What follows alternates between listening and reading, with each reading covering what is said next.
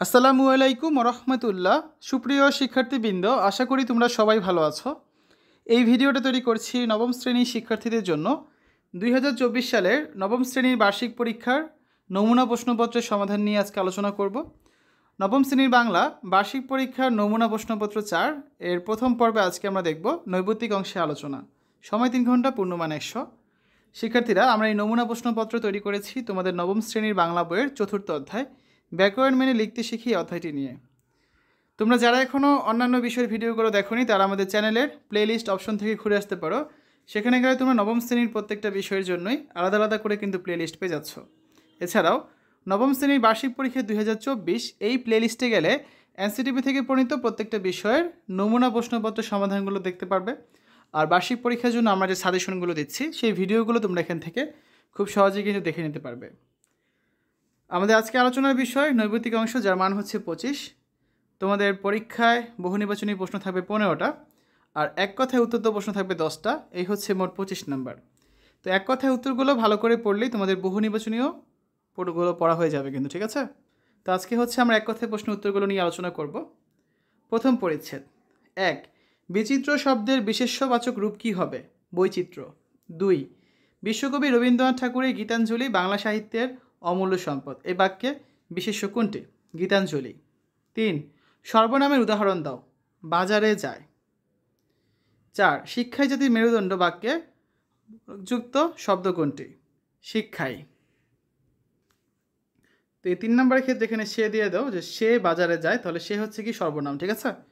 তারপরে 5 নম্বরে, কাজী আব্দুল ওদুদ কত সালে জন্মগ্রহণ করেন? 1894 সালে। 6, কাজী আব্দুল ওদুদ কত সালে মৃত্যুবরণ করেন? 1970 সালে। 7, কাজী আব্দুল ওদুদের একটি বিখ্যাত প্রবন্ধ গ্রন্থের নাম লেখো। শাশ্বত বঙ্গ। 8, কে মুসলিম সাহিত্য সমাজের প্রতিষ্ঠাতাদের একজন? কাজী আব্দুল ওদুদ। 9, মুসলিম সাহিত্য সমাজের সাথে কাজী আব্দুল ওদুদের সম্পর্ক কী? প্রতিষ্ঠাতাদের একজন। 10, সাহিত্যে কাজী আব্দুল ওদুদের অবদান মূলত কী হিসাবে? প্রাবন্ধিক। 11, কাজী আব্দুল ওদুদ রচিত বিখ্যাত উপন্যাসের নাম কি? নদীবক্ষে। 12, সাহিত্য জগৎ গ্রন্থটি কোন গ্রন্থের অন্তর্গত? শাশ্বত বঙ্গ। 13, সাহিত্য জগৎ প্রবন্ধটির লেখকের নাম কি? কাজী আব্দুল ওদুদ। 14, কাজী আব্দুল ওদুদের মতে কোন জগৎ একটা স্বতন্ত্র জগৎ? সাহিত্য জগৎ। 15, সাহিত্য জগৎ লেখকের তরুণ বন্ধুর কোন প্রচেষ্টার কথা মনে পড়ছে? সাহিত্য প্রচেষ্টার কথা। 16, সাহিত্য জগৎ প্রবন্ধে বর্ণিত তরুণদের দৃষ্টি কোন দিকে? সাহিত্যের জগতের দিকে। 17, সাহিত্য জগৎ প্রবন্ধ অনুসারে কোনটি সমস্ত সমস্যার আলোচনার ক্ষেত্র? সাহিত্য। 18, কোনটিকে অনুভূতির সুপ্রকাশ ক্ষেত্র বলা হয়েছে? সাহিত্যকে। 19, কোনটি জীবনের সঙ্গে নিবিড়ভাবে যুক্ত? সাহিত্য। 20, লেখকের মতে কোনটি জীবনের মতো অস্থির নয়? সাহিত্য। 21, লেখক কোথা থেকে সাহিত্যের সৃষ্টি বলে মনে করেন? জীবন থেকে। 22, জীবনের সঙ্গে সাহিত্যের যোগ নষ্ট হলে কি হয়? সাহিত্য অদ্ভুত এবং অসার হয়ে পড়ে। 23, লেখকের মতে সুখ দুঃখ হাসি কান্না কোথায় প্রকাশ পায়? সাহিত্যে। 24, লেখকের মতে অপূর্ণাঙ্গ এবং সতত পরিবর্তনশীল নয় কোনটি? সাহিত্য। 25, কোনটি পরিবর্তনশীল জীবনে অচঞ্চল স্বপ্ন? সাহিত্য। 26, সাহিত্যে আমরা কিসের স্বপ্ন দেখি? যে পূর্ণাঙ্গতা আমাদের জীবনে নেই। দ্বিতীয় পরিচ্ছেদ প্রশ্ন 1, ভর সন্ধ্যায় লোকটি বাড়ি থেকে বের হয়ে গেল। এ বাক্যে ভর সন্ধ্যায় শব্দটিকে কি বলে? বিধের সম্প্রসারক। 2, মেট্রোতে ওঠার জন্য আমরা 2 নম্বর প্ল্যাটফর্মে দাঁড়ালাম। এ বাক্যে 2 নম্বর প্ল্যাটফর্মে কোন বর্গের উদাহরণ? ক্রিয়া বিশেষণ। 3, মেয়েটি গান করছে। বাক্যে মেয়েটি শব্দটিকে কি বলে? উদ্দেশ্য। 4, উদ্দেশ্যকে ব্যাখ্যা করার জন্য যে শব্দ বা শব্দগুচ্ছ ব্যবহৃত হয় তাকে কি বলে? উদ্দেশ্যের প্রসারক। 5, বাক্যে যার সম্পর্কে কিছু বলা হয় তাকে কি বলে? উদ্দেশ্য। 6, বাক্যে ব্যবহৃত শব্দগুচ্ছ বা বাক্যাংশকে কি বলে? বর্গ। 7, সুমিতা কিছুক্ষণ ধরে গান গাইছে। এই বাক্যে কয়টি বর্গ আছে? 3টি। 8, বিশেষ্য বর্গ কীভাবে তৈরি হয়? একাধিক বিশেষ্য নিয়ে। 9, আমটা দেখতে ভারী সুন্দর। এ বাক্যে বিশেষণ বর্গ কোনটি?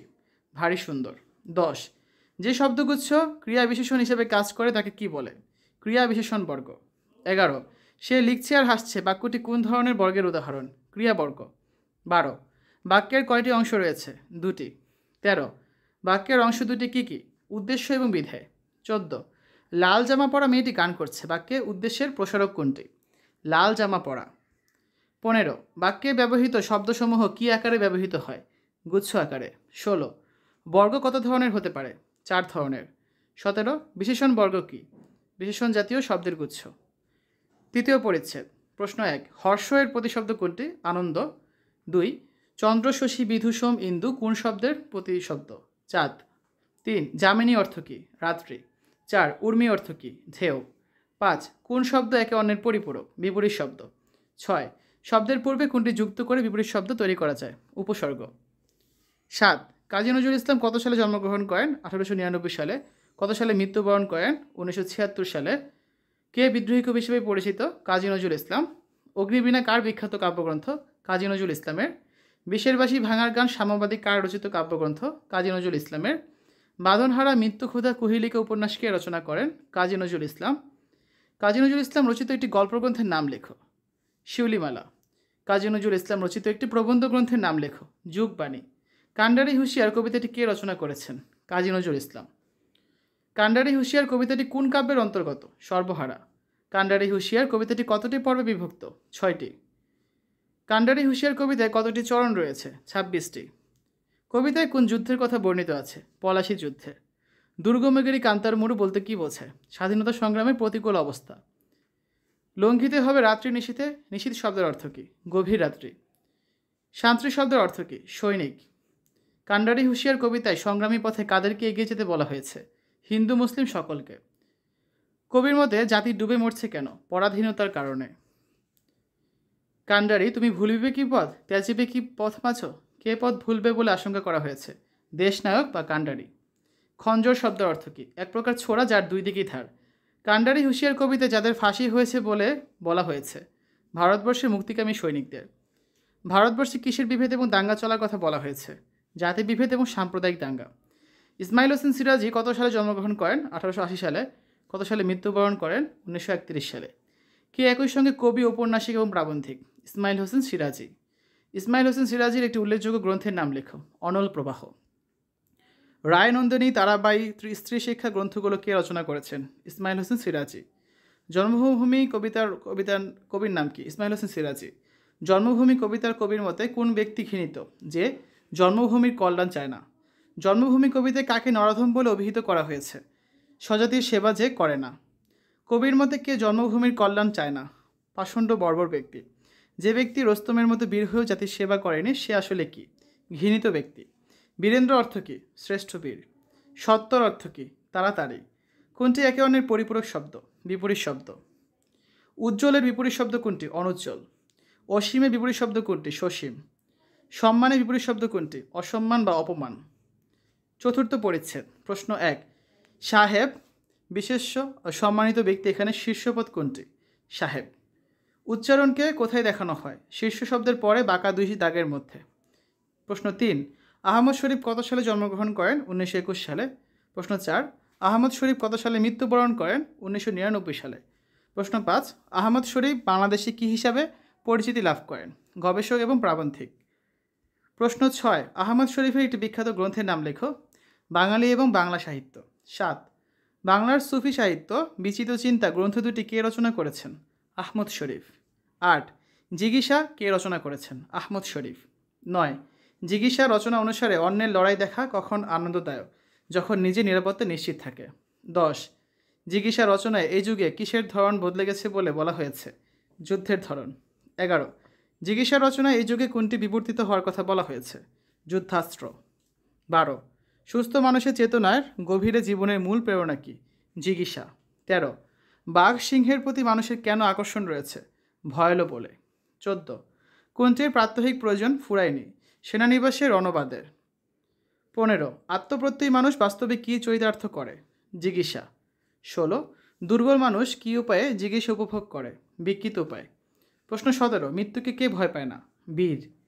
প্রশ্ন 18 বীর কী বরণ করতে ভয় পায় না? মৃত্যুবরণ করতে ভয় পায় না। 19 জিজ্ঞাসা রচনার বর্ণনা অনুসারে মানুষের উৎসুক দৃষ্টি নিবন্ধ কোথায়? যুদ্ধে। 20 জঙ্গ কোন ভাষার শব্দ? ফার্সি। 21 জিজ্ঞাসা রচনায় লেখক যুদ্ধে কোন কাজ লোকপ্রিয় বলে উল্লেখ করেছেন? যুদ্ধকাব্য। 22 মাগাজি শব্দের অর্থ কী? যুদ্ধ বা লড়াই। 23 মাগাজি কোন ভাষার শব্দ? আরবি। 24 যুদ্ধ কোন ভাষার শব্দ? সংস্কৃত। তো এই হচ্ছে আজকে আলোচনা। আগামী ক্লাসে আমরা রচনামূলক অংশের সংক্ষিপ্ত প্রশ্নের উত্তরগুলো নিয়ে আলোচনা করব, যেগুলো তোমরা দেখতে পাবে হচ্ছে 2 নাম্বার পর্বে। এতক্ষণ তোমরা দেখলে নবম শ্রেণীর বাংলা বার্ষিক পরীক্ষা নমুনা প্রশ্নপত্রের সমাধান। আশা করি তোমাদের কাছে এই ভিডিওটা ভালো লেগেছে। শিক্ষার্থীরা, পরবর্তী ভিডিওগুলো দেখার আমন্ত্রণ জানিয়ে আজ এখানে বিদায় নিচ্ছি। আল্লাহ হাফেজ।